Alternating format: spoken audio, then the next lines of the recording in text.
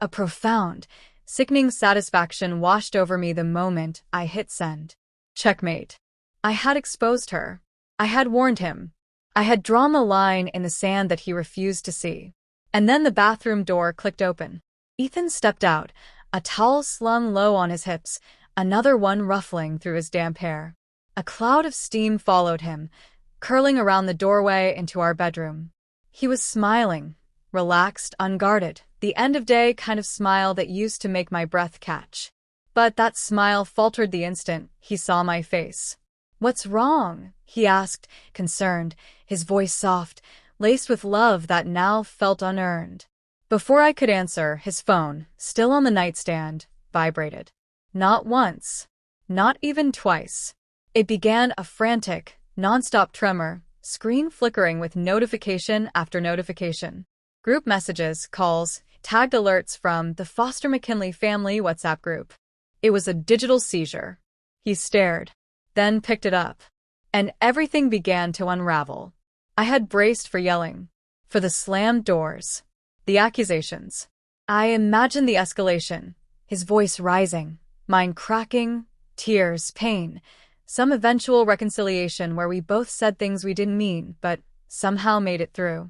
What I got instead was silence. Ethan stood there, barefoot on our bedroom rug, scrolling with slow, surgical precision. He saw the screenshot. He saw my words. He saw the tags, the names, the venom I had unleashed in front of everyone we cared about. But he didn't look at me. Not once.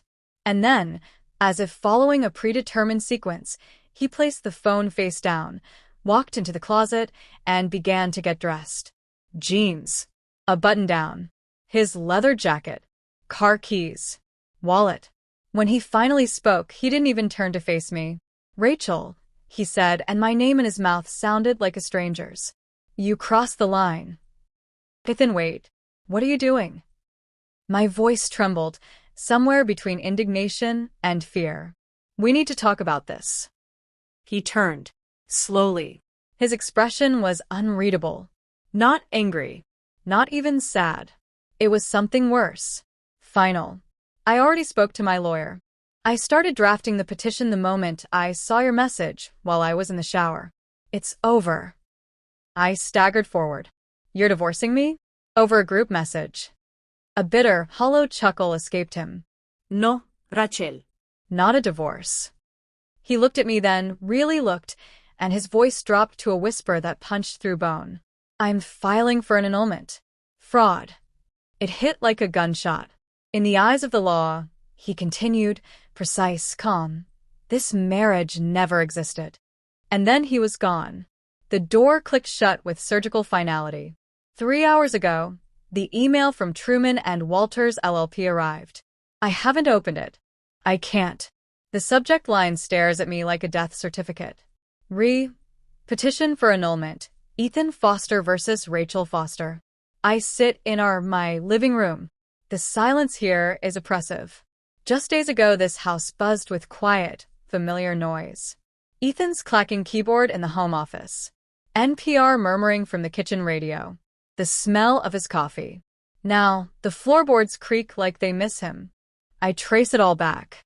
That one notification. A WhatsApp message from Olivia Burns, the new junior architect at his firm. Got the project files. I'll flesh out the model details before Thursday's meeting. Completely innocent. Entirely professional. But her name lit up his screen like a flare gun. I had heard about her. Not from Ethan exactly, but enough to know he admired her work. Olivia, the Wunderkind.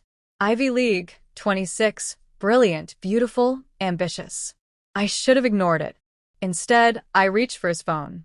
Ethan trusted me, with his passcode. That alone should have been sacred. But in that moment, I didn't see trust. I saw an opportunity. I scrolled. Every inch of me vibrating with dread and purpose.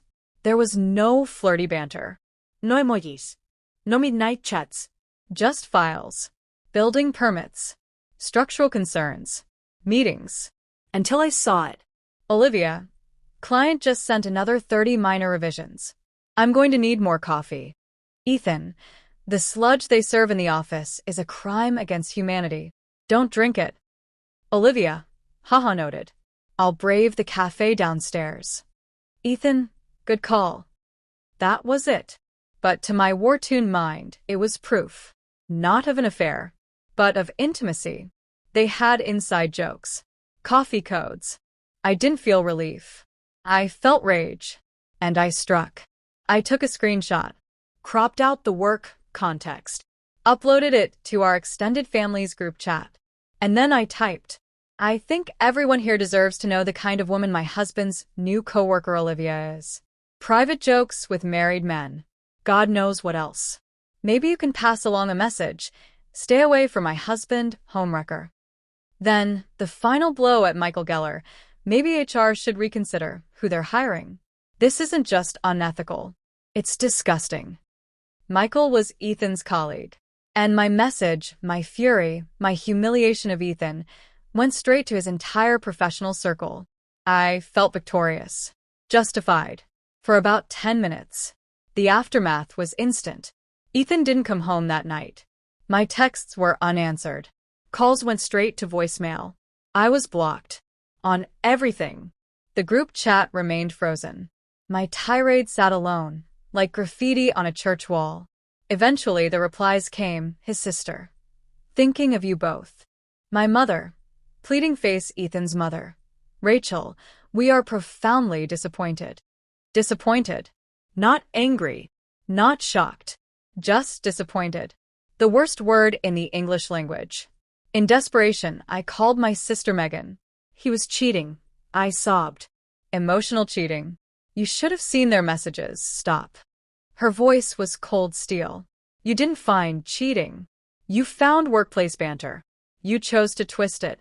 And instead of talking to your husband, you blew up his personal and professional life in a group message. I sobbed harder. This isn't love, Ratch. This is control. You violated his privacy. You dragged a coworker's name through the mud, endangered his career, and humiliated him in front of everyone. What did you expect would happen? That he'd thank you for it. Her words stripped every ounce of self-righteousness from my bones. The petition wasn't for divorce. It was for annulment. Grounds, fraud. Exhibit A, my WhatsApp message. Exhibit B, a sworn affidavit from Michael, detailing the damage caused at work.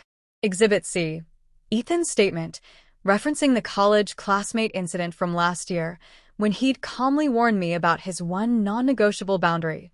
Trust. He had told me. Kindly. Clearly. I didn't believe him. I thought his calmness meant he was bluffing. That was my final mistake. A week later, the final blow came not in a courtroom, but online. Michael posted a photo from a company meeting. There, center stage, Ethan and Olivia, flanking the firm's managing director. The caption read, "Today our company reaffirmed its zero-tolerance policy for harassment. We stand by Olivia Burns and condemn the attempt to smear her professionalism. Thank you, Olivia, for your resilience and grace." In the photo, Ethan and Olivia weren't smiling. They weren't touching. They didn't need to. They looked resolved. Professional. Like a team. Like a united front against the real problem, me. I sit on the edge of my couch, surrounded by half-packed boxes. The house closes next week. I'll be gone by Tuesday. The annulment petition sits on the table. Its words don't just signify the end of a marriage. They declare that it never existed. And maybe it didn't, not in the way it should have. Because love without trust isn't love. It's possession. It's fear in disguise.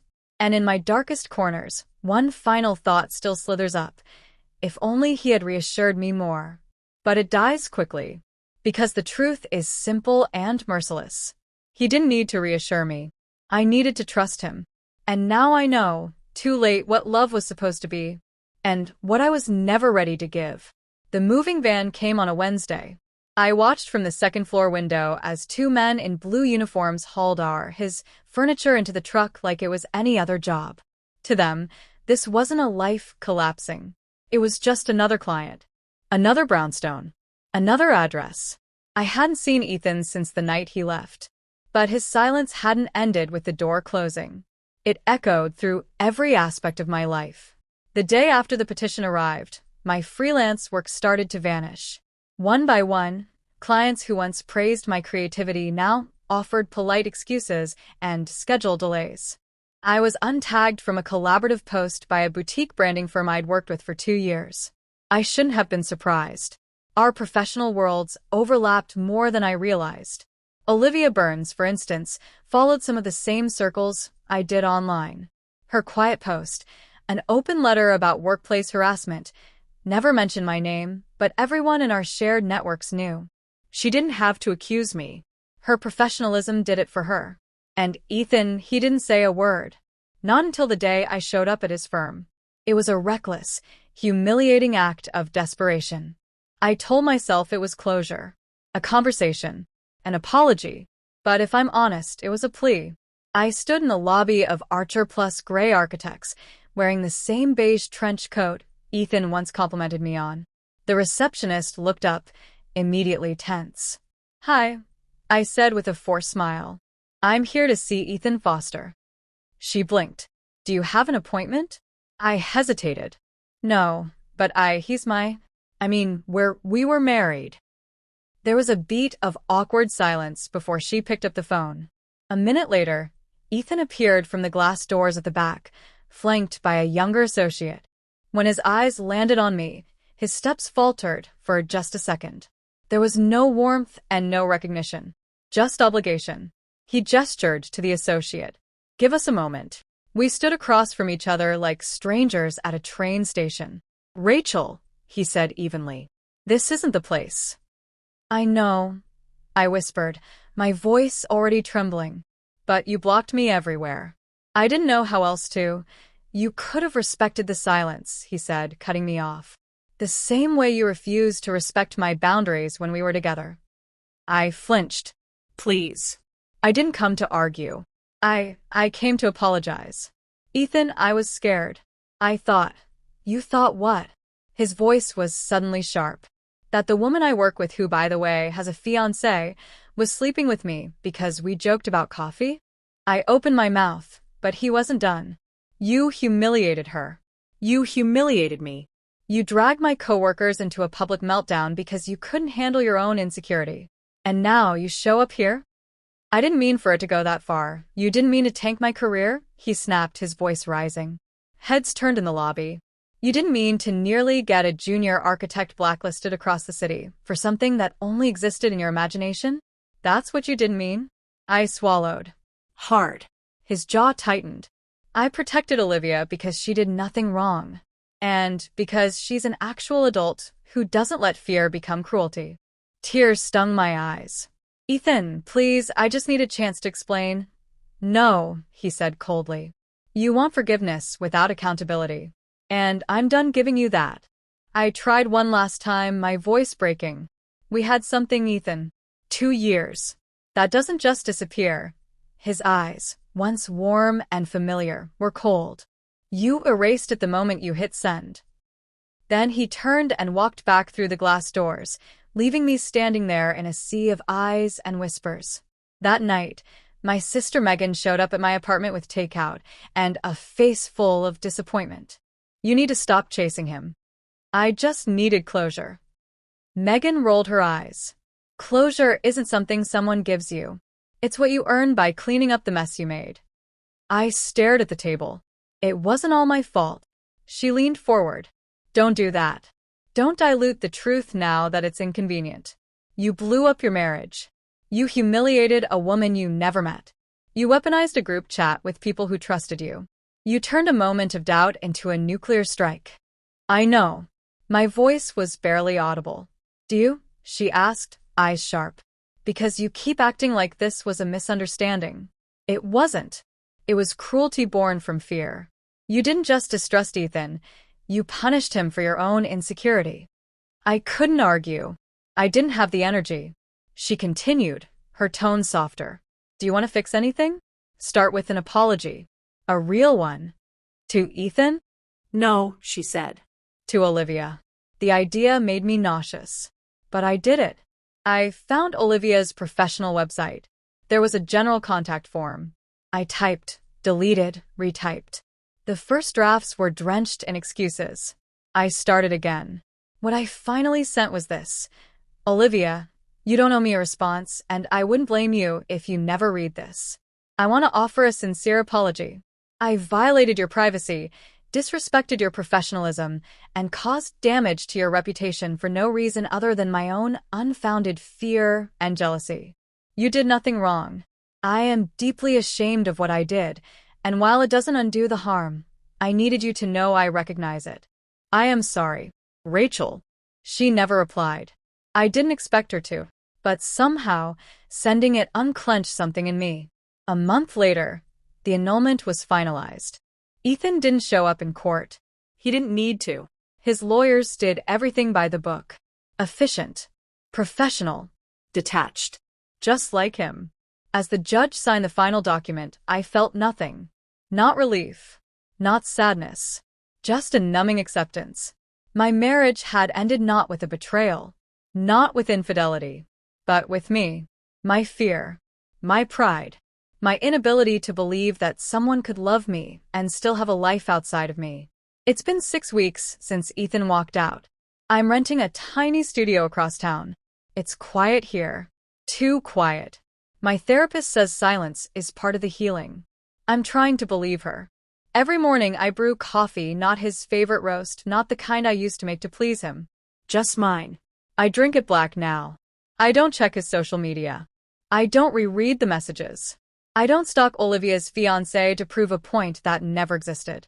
Instead, I journal. I take accountability. And most days, I cry. But on a few rare mornings, I sit with my coffee, watch the sun bleed into my small, rented walls, and feel something terrifying but necessary. Peace. Not forgiveness. Not yet. But maybe the beginning of it. The first time I saw Ethan again, it wasn't planned. I had just finished a late morning meeting at the downtown co-working space where I rented a desk twice a week. My client, a niche skincare startup, had canceled last minute, leaving me with a rare free afternoon. I walked into the cafe across the street for an overpriced matcha and the kind of avocado toast people love to ridicule online. The last thing I expected was to hear that laugh. His laugh. Ethan's. I turned on instinct. There he was. Standing near the corner window, sunlight brushing the back of his navy sweater, a little girl clinging to his legs as she giggled. I froze. At first, I thought he was babysitting. Or maybe she was his niece. But then I saw it. The way his hand gently ruffled her curly brown hair. The way he crouched down to help her fix her crooked shoe strap. It was familiar. Intimate. Parental. My heart dropped. He had a daughter. She couldn't have been more than 5 or 6, wearing a paint-stained yellow dress and a backpack with a bunny keychain. A pink juice box in her tiny hand. She looked up at him like he held the sky. I hadn't even seen the woman yet. Not until she came back to the table carrying a second tray. Tall. Poised. In a cream blouse and black jeans. No makeup but glowing. Hair pulled back in a bun, silver studs in her ears. There was something effortlessly serene about her. And when Ethan stood to take the tray from her, leaning down to press a kiss to her temple, my stomach twisted so hard I thought I might be sick. He looked at her the way he used to look at me. Before I ruined it, I backed away, almost bumping into a barista. I fumbled, mumbled an apology, and made my way outside. My breath caught in my throat like I'd run a marathon. I didn't want to know her name. So, of course, I found it within a week. Her name was Clara Lee, a children's book illustrator. Divorced. One daughter from a previous marriage. She and Ethan had gone public about 3 weeks after the annulment was finalized. Their first photo together was blurry, taken at a Sunday farmer's market. The caption on Clara's post simply read, "Some beginnings come quietly." I shouldn't have gone down the rabbit hole. But I did. I scrolled. I zoomed. I studied. Clara and her daughter, Lily, baking cookies. Clara sketching while Lily colored beside her. Ethan holding Lily's hand at the zoo. The 3 of them standing in front of a Christmas tree that looked pulled from a movie set. He had a family now. The kind he used to say he wasn't ready for. Megan, of course, was brutal in the way only sisters can be. What did you expect, Rachel? He wasn't going to crawl into a hole. It's been 5 months. It's been 5 months since the paperwork. You think the emotional detachment happened overnight. I sighed. She has a daughter. And I looked at her, wounded. He said he didn't want kids. No, Megan said flatly. He said he didn't want kids with you. That's a big difference. The words hit harder than I expected, because they were true, and I hated how much sense they made. 2 weeks passed before I saw him again. I was picking up supplies from an art store for a new branding client when I ran into Clara. Alone. She was pushing a stroller that clearly didn't belong to Lily. The baby inside was maybe a few months old, wrapped in a soft green blanket with tiny embroidered foxes. I froze in the aisle of watercolor sets. She noticed me immediately. Our eyes met. To her credit, she didn't panic. She didn't look smug or territorial. She simply gave a polite, cautious smile, the kind women reserve for strangers who might become confrontations. Hi, she said gently. I nodded. Clara, right? Her expression shifted slightly, recognition registering. Yes, she said. You must be Rachel. I wanted to die. I didn't mean to stare. I was just surprised. She glanced down at the baby. You didn't know? No, I admitted. I haven't spoken to Ethan in months. She nodded slowly, her voice soft. We didn't plan to go public. But Lily started asking questions when photographers started showing up at the bookstore. There was a moment of silence. Then she said something unexpected. He talks about you. Not often, but with honesty and regret. My throat tightened. He regrets me? No, she corrected. He regrets how much pain there was. He told me you were loyal, that you were hurting, that you acted from fear. I blinked back tears. He said that. Clara offered the gentlest smile I'd ever seen. He doesn't hate you, Rachel. He just had to heal somewhere else. I didn't know what to say. For once, I didn't want to fight for the last word. As she turned the stroller, I called out, I asked the baby yours and his. She paused. Then nodded. Yes. His son. Lau. Later that night, I stood in my kitchen, holding the edge of the counter to keep from falling apart. He had a new partner. A daughter. Asson. A life that no longer needed me to explain myself, or apologize, or be better. Ethan had moved on, not just emotionally, but permanently. Built something new. And for the first time, I realized there was no going back. No dramatic apology scene. No chance encounter that would make him reconsider. No second chance. He had found the version of love I always feared I could never offer. The kind that was safe. Soft. Forgiving. I still keep his favorite mug. But now I drink from it without shaking. Not to remember him, but to remember who I don't want to be again. Someone who waits. Someone who begs. Someone who watches love pass by and thinks that could have been me, instead of building her own. If this story gripped your heart and left you needing more, don't forget to subscribe for the next part. Zoe's journey is far from over, and trust me, the real confrontation hasn't even begun. Hit that follow button so you don't miss the moment she takes her life and power back.